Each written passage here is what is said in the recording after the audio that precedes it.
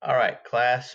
This video is going to tell you how to do one of our digitally interactive notebook activities, one of the more difficult ones, which is known as a bagpipe.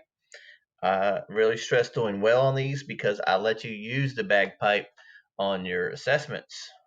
So this is a cool thing, you know what I mean? You need to take good notes, and you also need to collaborate and cooperate with each other. Remember, it's not called cheating; it's called collaborating and cooperating. Now, if you notice, the bagpipe each has a line: the B, the A, the G, the P, the I, the P, the E, and the one thing unifying these are all the themes of AP history. And I want you to think as you answer these questions: how did things change? How did things stay the same?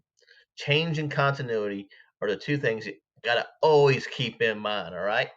So the B stands for ideas, beliefs, and culture. How did belief systems shift? What caused these shifts? How did our cultural values change? Our cultural values change throughout history. Sometimes what made them change? How do they kind of stay the same? Different ideologies, philosophies that were going on. Things like the Age of Reason or the Renaissance or things like that change the way that people think. Our cultural values change due to major events like 9/11, for example, changed a lot of cultural values of people. Our belief systems always shift. So when you see something you're reading, you should actually think about, did it change any of our belief systems, cultural values, or ideologies? And you should put something with the B's, okay? America and the world.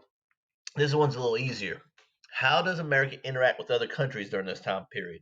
What changed in the way they interact? What caused these changes in our interaction with other countries?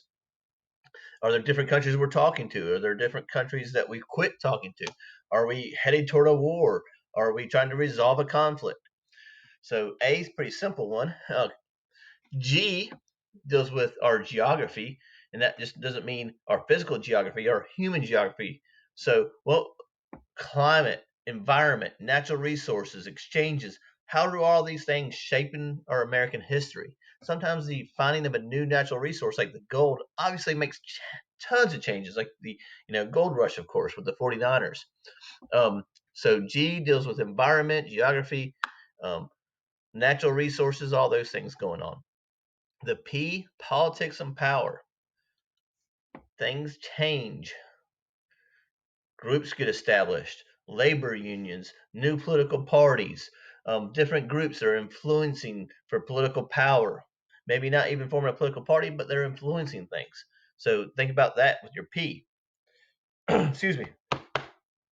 Oh, I had to apologize for the hat. I got COVID hair. So I, identity. How may life differ from various ethnic groups during these time periods? May have changed for one group, but not changed so much for another group. How are these different groups actually influencing the course of history? Think about women. Think about African American developments, Native Americans, um, Hispanic Americans. All these groups, even your white settlers. How are things creating a change in what we define as an American identity? Peopling deals with migration and immigration. We have moved throughout our great and beautiful country. People have come in from different areas of the world. How does migration, how does immigration, how does that shape our American landscape? How does it shape our other views on things? So that P is for peopling. And the last one, which you can actually see, is work, exchange, and technology. So think of labor unions, labor movements, how labor changes. Labor, even as a teacher, has changed drastically within the last year due to the pandemic. I'm teaching, making videos. I'm used to talking to y'all face to face. There's obviously a big change in labor. Technologies, innovations, new farming tools, new industrial tools, how factory system, all those things that are developing and changing the way the world operates. So as you're assigned a particular section of your textbook, you're to try to find something that will fit in those that create notes, and we'll put all those together into one huge bagpipe, and you can use that bagpipe for your assessment. Bagpipe is the bread and butter of for some teachers. We're going to use it as a tool, though, to help you collaborate through an assessment. All right. So, any questions? Tag me down there. Ask a question. It may take you a time or two doing this to get used to it, but that's all right. It's a learning process. All right.